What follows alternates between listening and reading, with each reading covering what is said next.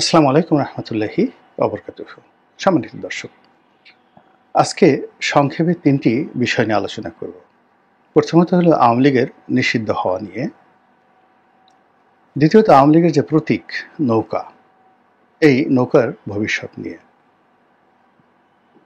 তৃতীয় হলো শেখ হাসিনার যে পুত্র জনাব সজীব ওয়াজেদ জয়, তিনি মার্কিন যুক্তরাষ্ট্রের নাগরিকত্ব গ্রহণ করেছেন বলে একটি খবর এখন ইন্টারনেটে ভাসছে, সেই বিষয় নিয়ে কথা বলবো। প্রথমত যে শিরোনাম ব্যবহার করা হয়েছে আওয়ামী লীগের ইন্তেকাল, এটার জন্য দুঃখ প্রকাশ করছি। যারা আমার দর্শক রয়েছেন আওয়ামী লীগের ভক্ত শুভানুদ্দাহী, তারা হয়তো এই শব্দটি শুনে মনে কষ্ট পাবেন, কিন্তু এটি একটি কৌশলগত শব্দ। এর কারণ হলো আমাদের এই বাংলাদেশ সবসময় ক্ষমতার দাবিদারি করে। আওয়ামী লীগের যখন ক্ষমতা ছিল তখন আওয়ামী লীগ জমানাতে আসলে আওয়ামী লীগ যাদেরকে পছন্দ করে না তাদের নাম উচ্চারণ করাটা সম্ভব ছিল না। তারেক রহমান সাহেবের নাম উচ্চারণ করা যেত না, বেগম জিয়ার নাম উচ্চারণ করা যেত না, তারপর খালেদা জিয়ার নাম উচ্চারণ করা যেত না, এবং পত্রপত্রিকায় তারেক রহমান শব্দটি পর্যন্ত কেউ লিখতে পারত না, উচ্চারণ তো দূরের কথা। ২ নম্বর হলো যে আওয়ামী লীগের একটা শীর্ষ পর্যায় থেকে শুরু করে কতগুলো শব্দ ব্যবহার করা হতো, যেমন খুনি তারেক, খুনি বেগম জিয়া, তারপরে খুনি জিয়া, এই কথাগুলো আওয়ামী লীগ খুব অহরহ ব্যবহার করতো, এবং এগুলো তাদের জন্য যে কতটা বুমেরাং হয়ে পড়েছে যে এখন তারা প্রাণান্ত চেষ্টা করছে বিএনপির সঙ্গে একটা বন্ধুত্ব করার জন্য, এবং শেখ হাসিনা থেকে শুরু করে আরও অনেকেই এই সময়টাতে বিএনপি নিয়ে কোনো কটূক্তি করছে না। অথচ সারা বাংলাদেশে যত মামলা হয়েছে, এই যে ৩০০-৪০০ মামলা, এসব কিন্তু বিএনপির লোকজন করেছে আওয়ামী লীগের বিরুদ্ধে। ২ নম্বর হলো যে আওয়ামী লীগের লোকদেরকে ধরে ধরে থানায় ঢোকানো, তাদেরকে পিটানো, তাদের সহায় সম্পত্তি লুণ্ঠন করা থেকে শুরু করে যা কিছু আছে তা কিন্তু বিএনপির কর্মী এবং সমর্থকরাই করছে বেশি। জামাতের লোকজন বা অন্য দলের যারা লোকজন, এমনকি এনসিপির যারা লোকজন, তারাও কিন্তু হয়তো এই শহরগুলোতে কিছু কিছু ক্ষেত্রে এই ঘটনা ঘটাচ্ছে, কিন্তু গ্রাম অঞ্চল, উপজেলা পর্যায়ে, জেলা পর্যায়ে এর পুরোটাই কিন্তু বিএনপির নিয়ন্ত্রণে। এখানে বিএনপির কিছু লোক আওয়ামী লীগের কিছু লোককে আশ্রয় দিচ্ছে, এটা সত্য। আবার যারা আশ্রয় পাচ্ছে না তাদের উপর কিন্তু অত্যাচারের খড়গ বিএনপি চালাচ্ছে, কিন্তু চালানোর পরেও বিএনপিকে এখন আব্বা ডাকতে আওয়ামী লীগের শীর্ষ নেতৃবৃন্দ বাধ্য হচ্ছে, এবং এখন তারা আর জিয়া রহমান সাহেবকে খুনি বলতে সাহস তো দূরের কথা, একটু বলে দেখুক না। কেউ যদি বলে যে ঠিক আছে, বেগম জিয়ার চরিত্র মানে ক্যারেক্টার অ্যাসোসিয়েশনের জন্য পার্লামেন্টে দাঁড়িয়ে যে সকল কথাবার্তা বলা হতো, তখন তো আসলে আওয়ামী লীগের যারা সাধারণ লোকজনকে বাধা দেয়নি, কিন্তু ওই সময়টাতে আমি একজন অধম ব্যক্তি, আমি কিন্তু তখন সমালোচনা করেছি, স্বয়ং প্রধানমন্ত্রী সমালোচনা করেছি। ওই সময়টাতে বেগম জিয়াকে নিয়ে কলাম লিখেছি, তারেক রহমান সাহেবকে নিয়ে কলাম লিখেছি, মানে এটা আমি যখন সংসদ সদস্য ছিলাম। তো সেক্ষেত্রে যেটা হলো যে এখনও আবার যখন সব কিছু উল্টে গেছে, এখন এক গ্রুপ যারা সবাই খুব ইউনূস বন্দনা করছেন, তা আমি তো এখনো পর্যন্ত এত নির্বোধ ব্যক্তি, ডক্টর মোহাম্মদ ইউনূসের প্রশংসা করে একটা কবিতাও লিখতে পারলাম না, 2 লাইন গানও রচনা করতে পারলাম না। এখন সবাই বিএনপি বন্দনা করছে, সব ভালো, জামাত বন্দনা করছে, তা আমি সেখানে নির্লিপ্তভাবে আগে যেভাবে কথা বলতাম ওভাবে কথাবার্তা বলে যাচ্ছি। কিন্তু আমাকে সবসময় মাথায় রাখতে হয়, আগেও রেখেছি, এখনও রাখতে হয়, সেটা হলো যে আইনগত জটিলতায় যেন কোনো অবস্থাতে জড়িয়ে না পড়ি।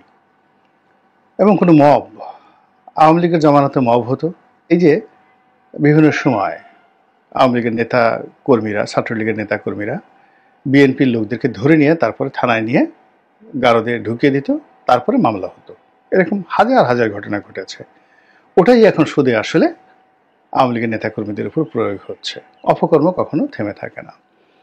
তো সেই দিক থেকে এই যে আওয়ামী লীগ নিষিদ্ধ হয়েছে, আওয়ামী লীগ নিষিদ্ধ হয়েছে, এটাকে যদি জামাতের নিষিদ্ধ হওয়ার মতো ঘটনা মনে করা হয়, তাহলে আওয়ামী লীগ ভুল করবে। ব্যাপারটা হলো যে আওয়ামী লীগকে স্লো পয়জনিংয়ের মাধ্যমে একেবারে প্রথমে আইসিইউতে, এবং আইসিইউ থেকে একেবারে রীতিমতো কবরে পাঠিয়ে দেওয়ার যে মাস্টার প্ল্যান হচ্ছে, সেই মাস্টার প্ল্যান সম্পর্কে যদি আওয়ামী লীগ সচেতন না হয়, তাহলে আমি যে শিরোনামটি ব্যবহার করেছি আওয়ামী লীগের ইন্তেকাল, ঘটনাটা আসলে সেদিকেই যাবে। এখন সেই কাজগুলো কি? প্রথমত এটা একটা প্রশাসনিক ব্যবস্থা নেওয়া হয়েছে। তো প্রশাসনিক ব্যবস্থা নেওয়া হচ্ছে, আর আওয়ামী লীগ এভাবে জামাতের বিরুদ্ধে প্রশাসনিক ব্যবস্থা নিয়েছিল। কিন্তু আওয়ামী লীগ যে ভুলটা করেছিল যে জামাতের যে নীতি এবং আদর্শ, ওটার কাউন্টার নীতি এবং আদর্শ তারা কিন্তু দাঁড়াতে করাতে পারেনি। এবং জামাতের যে কর্মকাণ্ড, সেই কর্মকাণ্ডকে রাজনৈতিকভাবে মোকাবেলা করার জন্য তাদের যে ধরনের কর্মসূচি দরকার ছিল সেটা তারা পারেনি। ফলে কি হলো? নিষিদ্ধ হওয়াটা তাদেরকে আরো পুনরুজ্জীবিত করে দিয়েছে। এখন আওয়ামী লীগকে নিষিদ্ধ করা হয়েছে, যদি সেই নিষিদ্ধকে চ্যালেঞ্জ জানিয়ে আওয়ামী লীগ তার রাজনৈতিক প্রজ্ঞা, মেধা, যোগ্যতা, কথাবার্তা, আচরণ সব কিছুতে একটা রেনেসা, জাগরণ নিয়ে আসে, তাহলে যারা নিষিদ্ধ করেছেন এটি তাদের জন্য বুমেরাং হয়ে যাবে। কিন্তু যারা নিষিদ্ধ করেছেন, বুঝতে হবে এখানে যারা আছেন তারা হয়তো আওয়ামী লীগের মতো তাদের পেশি শক্তি নেই, আওয়ামী লীগের মতো হয়তো তাদের টাকা নেই, কিন্তু তাদের শিক্ষা আছে, তাদের স্মার্টনেস আছে, তাদের ইন্টারন্যাশনাল কানেক্টিভিটি আছে, এবং জীবনের বহু যুদ্ধে তারা জয়ী হয়েছে। এই সরকারের সঙ্গে যারা আছে তারা কেউ যেন তেন লোক নয়। তারা হয়তো, আমরা ঠাট্টা করে বলছি, তারা রাজনীতি বোঝেন না, কিন্তু তারা রাজনীতি পড়ান। They the teacher of the politics. তারা অর্থনীতি বোঝেন না, কিন্তু they the master of economics. তারা ইকোনমিক্সের প্রভু। তারা মার্কেটিং বোঝেন না, কিন্তু they are the godfather of marketing. এবং এই যে তারা তাদের যে জ্ঞান, গরিমা, বিদ্যা, বুদ্ধি, এই সব কিছুকে গোপন রেখে তারা যে নীরব থাকছেন।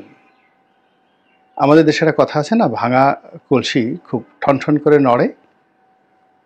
তো আওয়ামী লীগের মতো, জামাতের মতো, বিএনপির মতো তারা ঠনঠন করে নড়ছে না। তারা সব কিছুই হাসি মুখে বরণ করছে, নির্বোধের মতো তারা নিজেদেরকে পরিচয় দিচ্ছে। এবং এটাই যারা এই সরকারের প্রতিপক্ষ তাদের জন্য ভয়ঙ্কর। এর কারণ হলো প্রতিপক্ষ তাদেরকে রিড করতে পারছে না। আর গত এই 7-8 মাসে তারা যে কাজগুলো করতে চেয়েছে, দেখুন তো, মিলিয়ে দেখুন তো।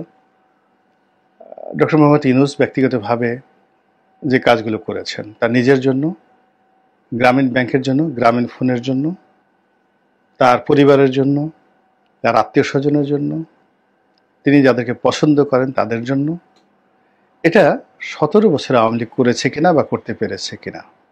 পারেনি। তার পছন্দের যত সাংবাদিক, তিনি সবাইকে এত চমৎকারভাবে ভালো রাষ্ট্রীয় পদ দিয়েছেন, পদবি দিয়েছেন, মর্যাদা দিয়েছেন, সবকিছু দিয়েছেন। আওয়ামী লীগ কি করেছে? প্লেনে করে উড়িয়ে নিয়ে গেছে তাদের সবাইকে, এক একটা বড় বড় সাংবাদিকদেরকে তারা দালাল বানিয়েছেন, তারা চাটুকার বানিয়ে দিয়েছেন, এবং এখন সবাই পালিয়ে আছে আর অনেকে জেলে আছে। কিন্তু ডক্টর মোহাম্মদ ইউনূস তাদেরকে কাজে লাগিয়েছেন রাষ্ট্রের কর্মে। তো এই বিষয়গুলো পড়তে জানতে হবে, বুঝতে জানতে হবে, এবং সেটা যদি বুঝতে না পারে আওয়ামী লীগ, তাহলে সত্যিকার অর্থে এই দলটি এখন আইসিইউতে আছে, সামনে তার কবরে যাওয়া ছাড়া আর কোনো উপায় নেই। গেল ইন্তেকাল সম্পর্কে। দ্বিতীয় যে বিষয়টি আমি বলতে চাচ্ছি, আওয়ামী লীগের যে প্রতীক রয়েছে নৌকা, এই নৌকা নিয়ে টানা হেঁচড়া হবে, ভীষণ রকম টানা হেঁচড়া হবে। এখন এই নৌকা প্রতীকটি যদি ধরুন একটি নতুন যে অনেকগুলো দল নিবন্ধিত হবে, সেই নিবন্ধিত যে কোনো একটা দলকে তারা এই প্রতীকটি বরাদ্দ দিয়ে দেয়, কি করবে আওয়ামী লীগ বলেন? আন্দোলন করবে? লাফালাফি করবে? গালাগাল করবে? কোনো লাভ হবে না। এই জন্য তাদেরকে বুদ্ধি খাটাতে হবে, কূটনৈতিক তৎপরতা চালাতে হবে, এবং এই কাজগুলো যেখানে যেখানে হবে সেই জায়গাগুলোর সাথে বিনয়, ভদ্রতা নিয়ে দেশি এবং আন্তর্জাতিক তাদের যত কানেক্টিভিটি আছে সর্বোচ্চ শক্তি দিয়ে তারা যদি এই নৌকাকে রক্ষা করতে না পারে, তাহলে অতীতে যেভাবে দাড়িপাল্লা নিয়ে তারা যেভাবে খেলেছে এবং খেলে তারা ব্যর্থ হয়েছে, কিন্তু এই বর্তমান সরকার কিন্তু নৌকা নিয়ে যে খেলাধুলা করবে, এটা তারা ব্যর্থ হবে না। ধরুন একটা পার্টি এখনো নিবন্ধিত হয়নি, না নিবন্ধন পায়নি। ধরুন অনেক অদ্ভুত অদ্ভুত এই কিংস পার্টি এই গত 7 মাসে নিবন্ধিত হয়েছে, শত শত পার্টি। মানে তারা আত্মপ্রকাশ করেছে, এখন তারা নিবন্ধনের জন্য দরখাস্ত করবে। এইরকম সবচেয়ে যেটাকে আপনি দুর্বল মনে করেন, অসহায় মনে করেন, এরকম একজন লোককে যদি নৌকা প্রতীক দেওয়া হয়, অর্থাৎ ওই যে ছক্কা ছয়পুর ছিল, তার ডাব মাকড়া ছিল, এরকম ছক্কা ছয়পুর প্রকৃতির অনেক লোক রাজনৈতিক দল গঠন করে ফেলেছে, এবং আওয়ামী লীগের এই মাথার মুকুট নৌকা, এটাকে ছক্কা ছয়পুর টাইপের এরকম একজন লোককে দিয়ে দেওয়া হলো। তো এটা হলো যে অনেকটা যে আপনার ডাস্টবিনের ময়লা এনে আপনার মুখে মাখিয়ে দেওয়া হলো, তারপরে আপনাকে বলা হয় যে আপনি ঘুরেন। কিংবা দেখা গেল আপনাকে গাল কাটা কামাল বানানোর জন্য চাকু দিয়ে আপনাকে সুন্দরভাবে গাল একেবারে ক্রস চিহ্ন হয়ে দেওয়া হলো, এরপর সেখানে ব্যান্ডেজ করে আপনাকে বলা হলো আপনি ঘুরেন, 2 গালে 2টো ক্রস চিহ্ন, গাল কাটা কামাল। এরকম নৌকা নিয়ে সরকার খেলবে। এর কারণ হলো আওয়ামী লীগের যে আবেগের যে জায়গাগুলো, সেই আবেগের জায়গাগুলো কিন্তু তারা খুব কৌশলে ভেঙে দিচ্ছে।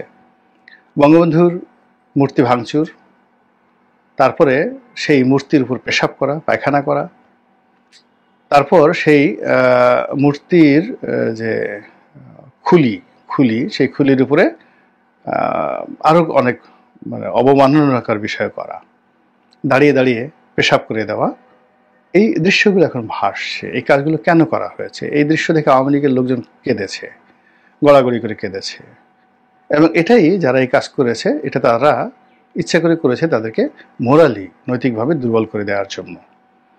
32 নম্বর ভেঙেছে তাদেরকে নৈতিকভাবে দুর্বল করে দেওয়ার জন্য, সুধা সদন ভেঙেছে তাদেরকে নৈতিকভাবে দুর্বল করে দেওয়ার জন্য, এবং এই যে আওয়ামী লীগের অফিসগুলো আছে এগুলো দখল করা হচ্ছে নৈতিকভাবে দুর্বল করার জন্য, দখলের উদ্দেশ্য নয়।